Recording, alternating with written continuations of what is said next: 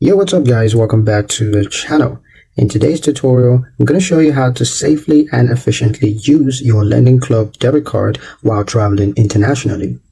A couple of steps for you guys. The first is to notify Lendingclub of travel plans.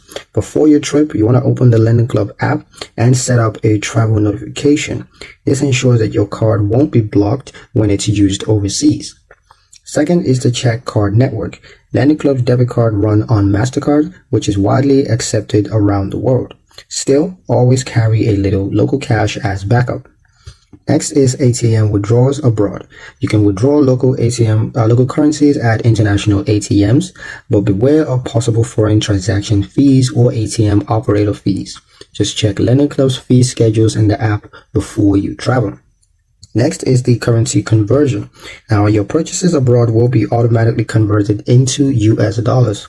Lendingclub applies the MasterCard exchange rate, which is typically more favorable than airports or hotel exchanges. Next is to enable international purchases. In your app settings, you want to ensure that international transactions are enabled. This prevents declined payments while abroad. Final tip is the security tip.